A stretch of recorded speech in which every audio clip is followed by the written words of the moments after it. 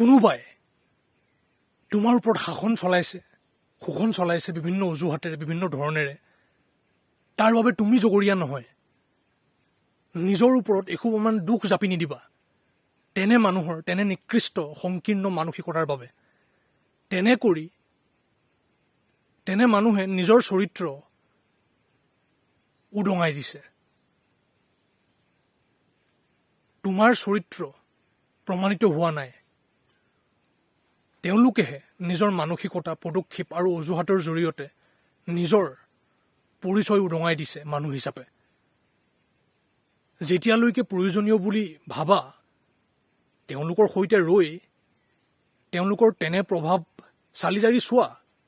তেনে মানুহৰ পৰাও শিকিব পাৰি কিছুমান কথা বিবেকী হৈ। কিন্তু যেতিয়াই উচিত বুলি বুজি পোৱা, তেনে মানুহৰ পৰা আঁতৰি যোৱা। তেনে কৰাটো বৰ জৰুৰী। আৰু নিজক দোষ দিবলৈ বাদ দিয়া, এই বুলি ভাবি যে তেনে মানুহে তোমাৰ ওপৰত ইমানকৈ শোষণ কিয় জাপি দিছে, শাসন কিয় জাপি দিছে। তেনে মানুহে নিজৰ নিকৃষ্টতাৰ পৰিচয় দি আছে। চালি জাৰি চোৱা তেওঁলোকৰ তেনে প্ৰভাৱবোৰ, তেনে অভ্যাসবোৰ, তেনে পদক্ষেপবোৰ, আৰু প্ৰয়োজনীয় বুলি যেতিয়াই বুজি পোৱা, আঁতৰি যোৱা তেওঁলোকৰ পৰা।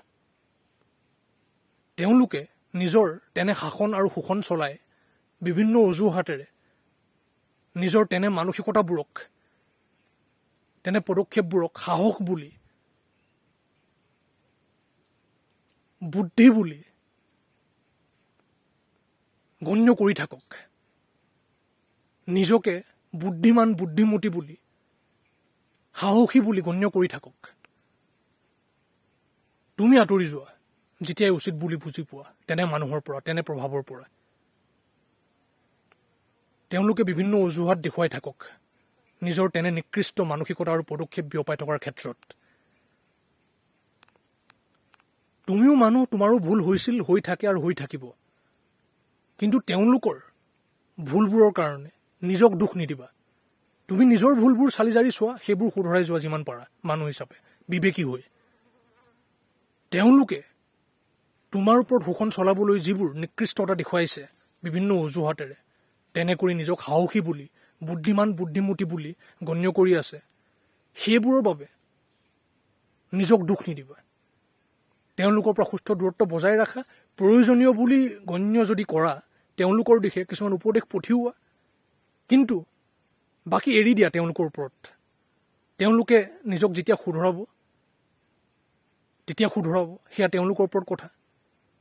তেওঁলোকে নিজৰ সেই শাসনকাৰী, শোষণকাৰী, নিকৃষ্ট মানসিকতাবোৰ, পদক্ষেপবোৰ শুধৰাই যায় নে বিভিন্ন অজুহাতেৰে সেইবোৰক সাহস বুলি, বুদ্ধি বুলি গণ্য কৰি সেইবোৰ চলায়েই থাকে, সেয়া তেওঁলোকৰ ওপৰত কথা। সেয়া তেওঁলোকৰ যাত্ৰা।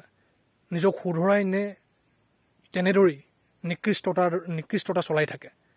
তুমি সুস্থ দূৰত্ব বজাই ৰাখি নিজৰ ভুল ভ্ৰান্তিবোৰ চালি জাৰি চাই সেইবোৰ বিবেকী হৈ শুধৰাই গৈ থাকা আৰু আত্মজ্ঞানৰ এক যাত্ৰা আৰম্ভ কৰা। বুজিবলৈ চেষ্টা কৰা। আমি প্ৰত্যেকেই চেষ্টা কৰিব লাগে বুজিবলৈ। চলাই যাওঁ আহা এক যাত্ৰা আত্মশুধৰণিৰ, আত্মজ্ঞানৰ। আঁতৰি যাওঁ আহা সেই মানুহবোৰৰ পৰা যিবোৰে বিভিন্ন অজুহাতেৰে শাসন, শোষণ চলাই আছে। আৰু নিজকে চালি জাৰি চাওঁ আহা প্ৰধানকৈ, যে আমাৰ দ্বাৰা কি কি ভুল ভ্ৰান্তি হৈ আছে।